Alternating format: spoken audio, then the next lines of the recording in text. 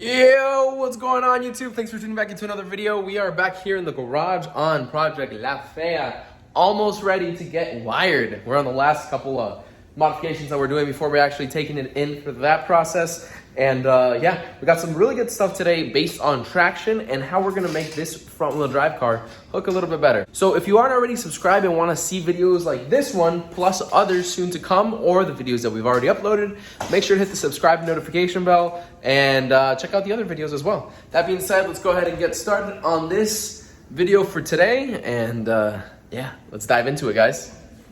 So guys, we have quite a few parts that we're actually going to go over today, install a few of them as well, some of which is laid out in front of me. I have actually these arms, something in that box over there, and let's just show you inside real quick, something down over there. So we're going to go over each and every part. First of all, I'm going to touch base on this. So these, if you already follow me on Instagram, you know exactly what they are, but if you don't, then let's go over them real quick. These are the S1 built Alpha 6 drag arms. These are actually front wheel drive, all wheel drive, and rear wheel drive compatible. Yes, they've used them on each and every one of those applications.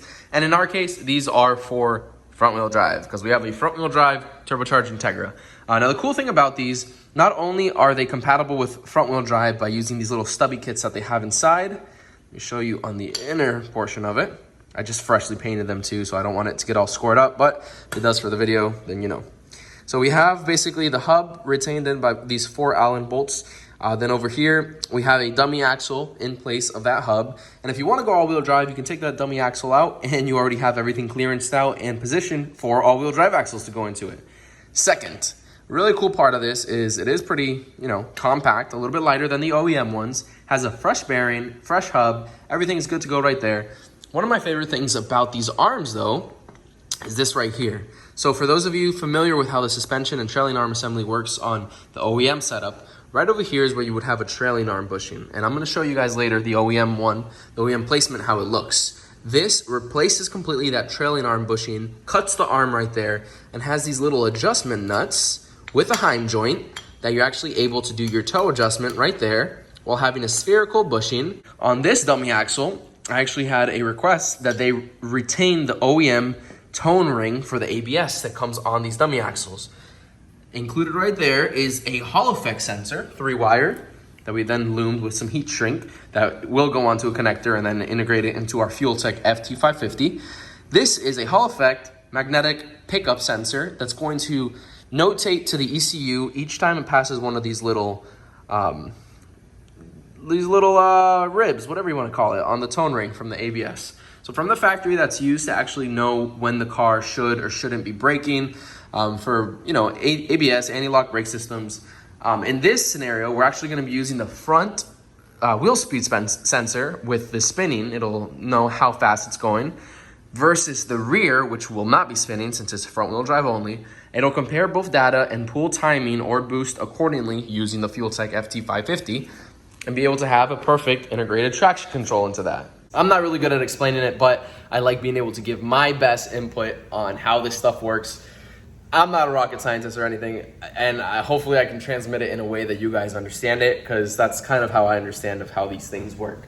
That being said, let's go ahead and get this installed. If you guys need either the S1 built products or the FuelTech products, you can hit me up directly. We sell both of them over at Real Street Performance, so hit your boy up and I'll get you taken care of. That being said, we're gonna start by jacking up the car, taking the wheel off, trailing arm assembly, and all that good stuff. I'm so stoked because this is almost the last thing that we need to do before the car can get wired. It was really essential that we get this on because of the traction control sensor. We wanna have all the electronics ready to go for when I take it over to get wired and then tuned shortly after. So guys, I'm excited. It's approaching that part of the build. So let's go ahead without further ado and start working on this car. Woo!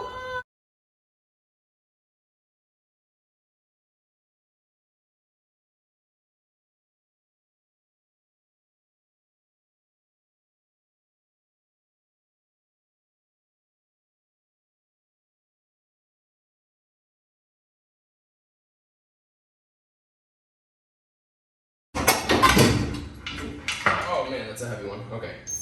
There we go. I'm missing a 12mm bolt on the trailing arm. Now mind you, I'm almost done with my fuel system, so I still need to run the feed and return the lines themselves. I have everything for it. So I would usually have a couple of these lines exposed right there. It wouldn't affect where we are, but you would actually see it. Okay. Alright. We had done the spherical conversion onto here, which helped a lot. It would have helped. We never actually ran it with that. It was going to help a lot, but with this, it already has it integrated in one piece, and we don't even have to worry about this front area, which I'll show you right now upon closer inspection. So this pretty much self-explains itself in the sense of the simplicity of the aftermarket S1 built arms versus the OEM ones. Now, let me break down exactly the toe adjustment and the back half of the arms that I mentioned earlier. So with an OEM setup, like I mentioned, this is a spherical setup, but with an OEM setup, you have a rubber bushing here, same style of pin that goes through it, that attaches to the bottom of the car to hold it into place, and your adjustment for toe is done with a slotted area on the chassis that this slides in and out with. That brings the trailing arm like this or like this in relation to the chassis. So the wheel will be like this or like this. The reason they do that, every chassis, especially street driven or any type of driven actually, will have its own tweaks here and there with bumps and whatnot. A chassis will never be straight 1000% after it's driven especially. So what this does, it allows you to adjust. And the spherical bushing really tightens up that whole geometry and lets for more accurate and a tighter suspension feel. Now, what happens with the S1 built arm that really sets it aside, you cut the arm length from all of this to just this portion there. And it integrates the side-to-side adjustment that is provided there and right here, that slotting area, into these nuts. And it allows you to do that toe adjustment and lock it in place. And it also has a spherical center, which takes place of this aftermarket component, stiffens it all up, and it still has the OEM mounting points for lower control arm and upper camber kit, while still being able to have a retention of a removable hub with brand new bearing for front-wheel drive as it is, or all-wheel drive, and it integrates for you to have the speed sensor. Another great thing about it, it also has these ears pre-welded on there. Well, it's part of the actual stamping, so it's not even like if it would be an error if it was welded wrong or anything. It's stamped on there already to have the bracket to mount the caliper. So everything is super easy to use, super nice. You can't tell me that I'm wrong there. And it's super compact. Now, I don't have a scale here, but you can just tell that this is much lighter than this whole bulky thing right here. Obviously, there's a caliper and a rotor on that side, but this whole section is much smaller, stronger, it's thicker steel, it's not just stamped, that's tack welded together, and it's easy, it's simple. So let's go ahead and mock this up onto the car. I want to kind of mock everything up, so let's see. Obviously, I have the S1 built spherical lower control arms, fully spherical.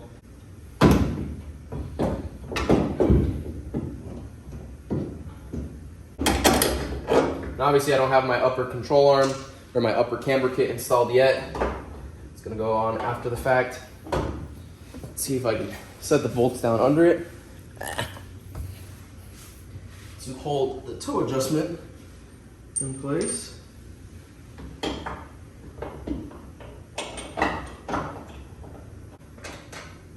Alright, I have it loosely placed right there. And I have the nuts on that toe adjustment completely backed out on both sides. So when you're getting alignment, you can have it easily brought from side to side and then lock it in with the nuts. And look at that. Sick. It's super sick. I'm gonna take it off right now, prep this to actually put the rotor on, as well as the caliper. And of course, got the camber kit, which I will show you guys right now. So I've got right here K-Tune upper control arm camber kits, whatever you want to call them, for the rear of the car.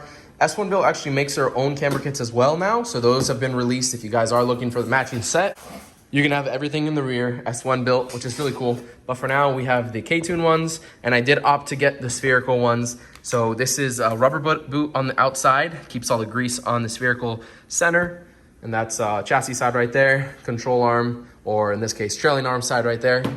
And I also had another fitting, which is actually a dash 8. I have a dash 8 right there on my regulator. This is going to be off of the fuel tank for the return. So that's pretty cool. That's right there. Going to go ahead and pull this off and be able to install that camber kit as well.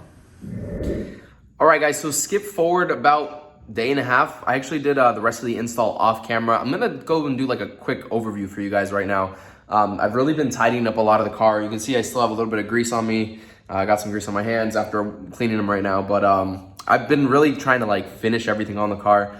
Let's just show you instead of talking about it. All right, so we are on the driver's side. Just let me show you the finished installed product.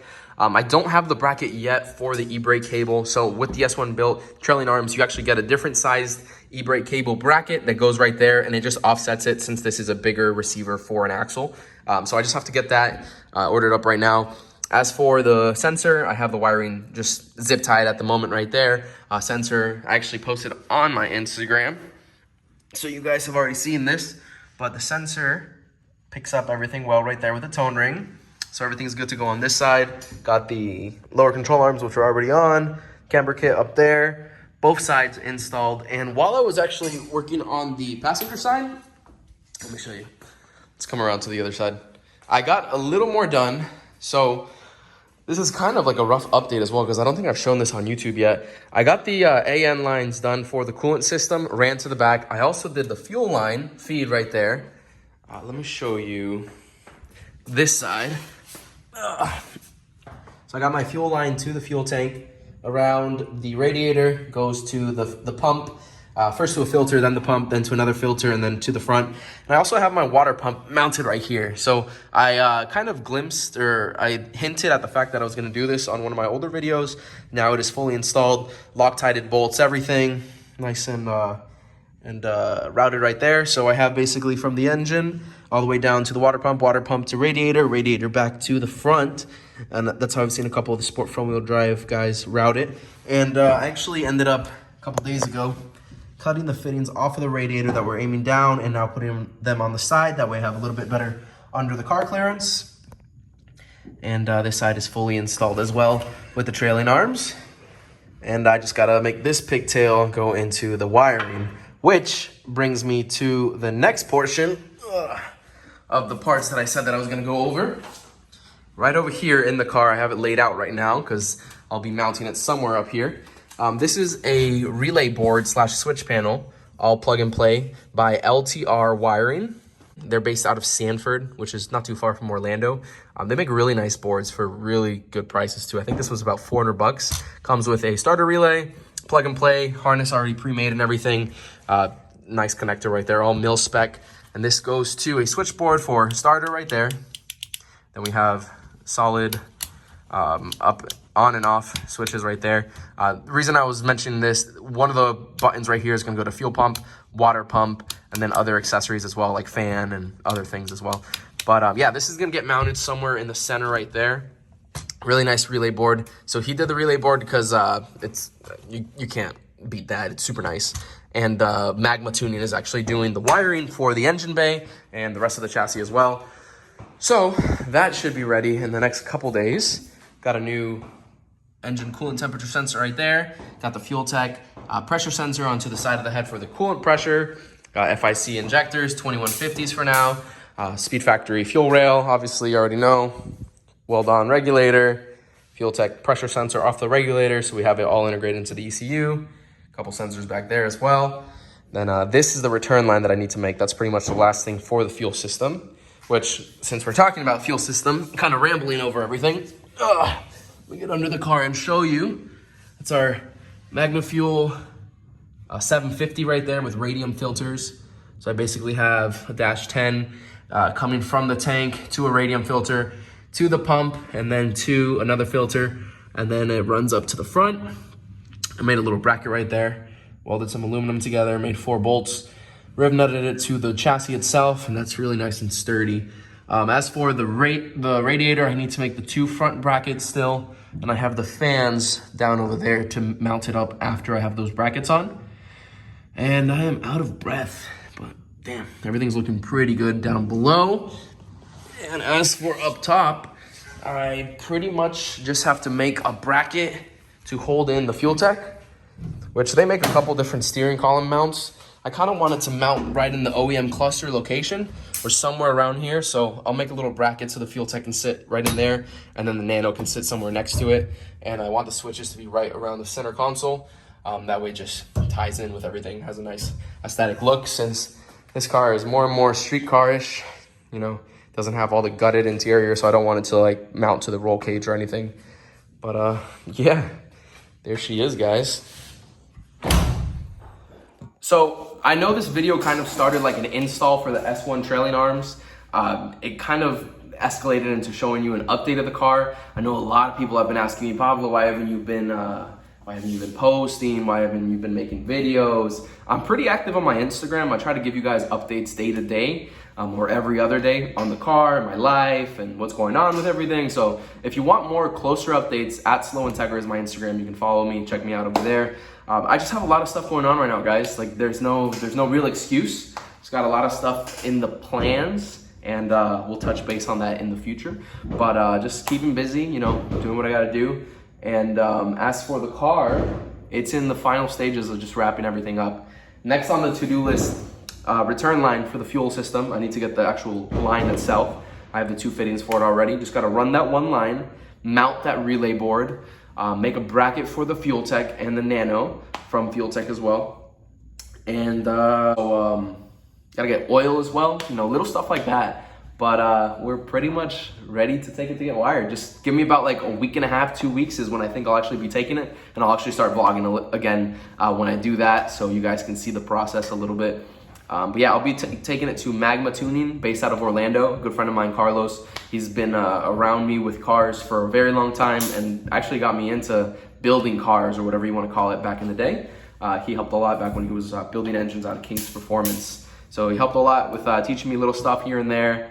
And you know, it's gonna be cool to be able to have them wire the whole car and be able to make the power plant of it actually function well with the fuel tech and integrate all these cool little sensors that we have. So yeah, guys, over here playing with a little fitting because I'm just kind of rambling at this point. But so yeah, hopefully in the next about week and a half, 2 weeks, we should have the car over there starting to get wired, and a lot more content will come at that. And thanks for tuning in, guys. I don't really have much else to say in this video except thank you for the support. Thank you for bearing with me while I'm kind of doing downtime with the car. But it is in the home stretch right now, guys. It's in that final part that all I have to do is button up those quick little things and it'll be ready, guys. All right, if you aren't already subscribed, make sure to hit the subscribe and notification bell. Hit that like button, guys. I really appreciate it. And let me know what you think in the comment section down below. We'll see you on the next one, and thanks for watching. Peace.